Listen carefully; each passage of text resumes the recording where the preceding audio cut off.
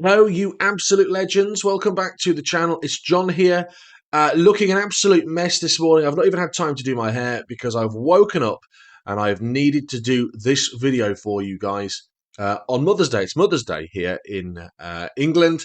And yesterday, the 18th of March 2023, Alton Towers, the experience, the ride, the theme park in England have opened a brand new ride. And I know that a lot of you are here for car chat and car stuff. Myself and Mrs. John Keaton are also massive fans of theme parks. And there'll be some more theme park stuff coming up on the channel in the next, I don't know, year or so. To give you a little bit of a background, in 1992, Alton Towers opened their very first dark ride haunted house.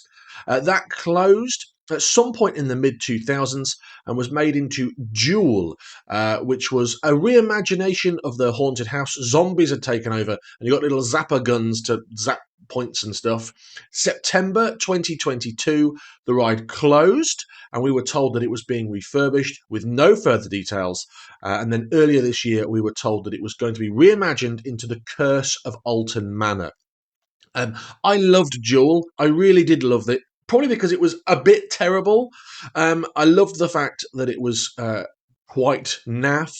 And also that experience, it was a nice little ride you could just get on. It wasn't very busy and have a ride through. Yesterday, the Curse of Alton Manor opened. I've woke up to watch some on-ride POV.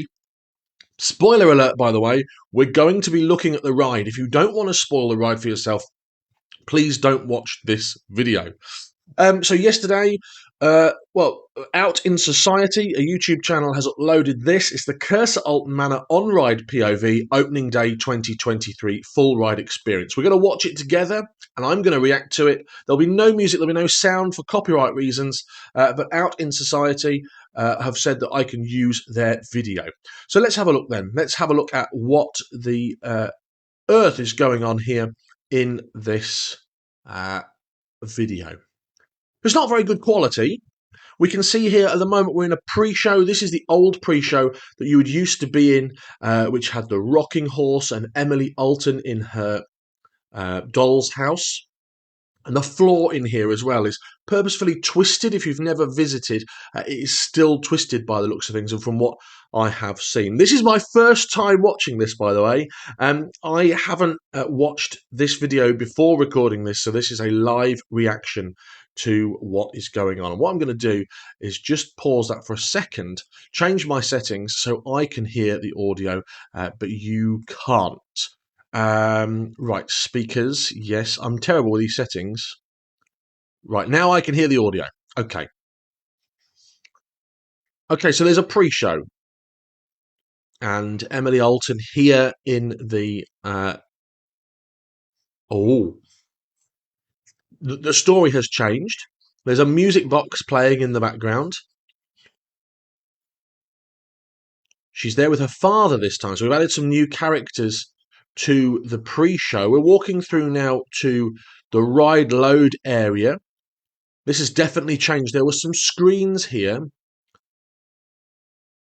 Where are we? Because obviously there's no filming allowed on the ride. So the person who has filmed this has clearly filmed this after they have got onto the ride. Okay, family portrait. There's a clock ding, ding, dinging.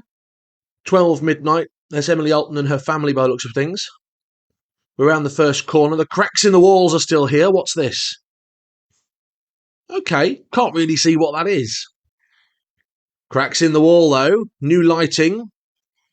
Glass breaking. Round the first corner. This is the ballroom scene. There's Emily Alton. That looks like a screen or a Pepper's Ghost effect. It's very dark. I can't see much. The sound sounds quite good. There's like a bong soundtrack. Emily Alton is counting down now. She's saying, "Where are you, father?"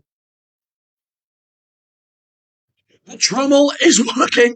Ladies and gentlemen, the trommel is working. This is not a drill. This trommel tunnel has been off since, oh my goodness, 2007, 8? I've never seen this trommel tunnel working. What a great effect. I'm so glad that's working. And look at this clock at midnight that's spinning in front of us. And then we're going right. This is the... Oh, wow, what a great effect. Child turning into a ghost. That's a fantastic effect. And all in the background, you can hear Emily Alton. You can hear her counting and giggling and saying little things. There's a music box playing in the background. Now we're in sort of a doll's house attic effect. Oh, it's gone dark. Okay. Oh, there's a hand, a big hand above us. And that was one of the original ideas that John Wardley wanted to put in. Oh, that's quite spooky. He wanted hands coming in through the windows, which were later replaced by zombies. It's very difficult to see what's going on here, as I say. This is the very first video that's come out of inside these creepy dolls. The spider is here! The spider has stayed. And this is obviously the spider scene then. You would used to hear, "Ah, you spiders." Oh, are we in the attic now still? Whoa, spooky. I like this. I like this a lot. I was prepared for this to be terrible, I won't lie. I was expecting this to be awful. Where zombies and things used to fly out at you, I think they've just replaced the actual mannequins with these dolls. Are we coming into the garden scene now?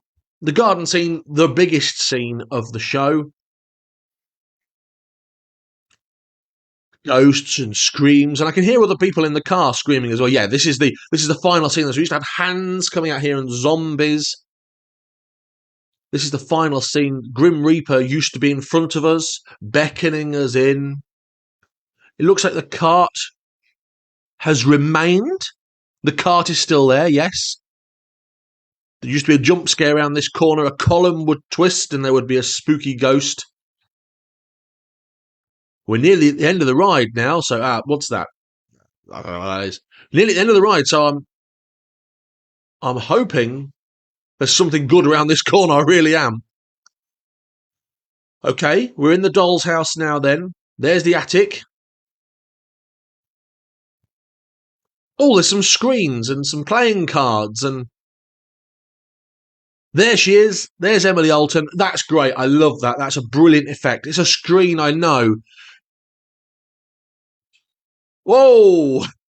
Oh, I love that effect. That is a fantastic effect, like flaming, strobing effect. Oh, that scared me. That genuinely scared me right at the end there. This massive Emily Alton lifting the top of her doll's house up. We are shrunken down. Wow. I won't lie, that was absolutely fantastic. And before I get in trouble with the Disney company, let's get rid of that. There it was then. My very first reaction to the Curse at Alton Manor, the on-ride POV. What a fantastic experience that appears to be. I was expecting it to be terrible. It looks like they've kept a lot of the scenes, a lot of the interior structure, which is fine. I understand why they've done that. And they've replaced the theming and the mechanisms with different theming. That massive Emily Alton at the end, fantastic. That is the best part for me. Myself and some friends are going later this month to Alton Towers. We'll be riding the Curse at Alton Manor and hopefully doing my own sort of review once I've been on it. But looking at that there, I'm quite impressed. Things that I'm happy with, the trommel is back. We've got the spider still there. A minimal use of screens. I was hoping that Alton Towers weren't going to use loads and loads of screens to make this work. And from what I've heard from people, it's still a work in progress. So they're still adding things to scenes. So hopefully by the time I go in about a month's time, there'll be more to see there. Looking forward to seeing that Emily Alton, and hopefully looking forward to seeing less of a queue line. The queue line yesterday was massive. Until next time then, if you've enjoyed the video, smash subscribe. There's more theme park stuff coming. Give it a like. What do you think from watching that on-ride POV? Are you happy with what they've done, or are you a little bit upset? Take care. Have a great day, whatever you're doing, and I'll speak to you soon. Goodbye.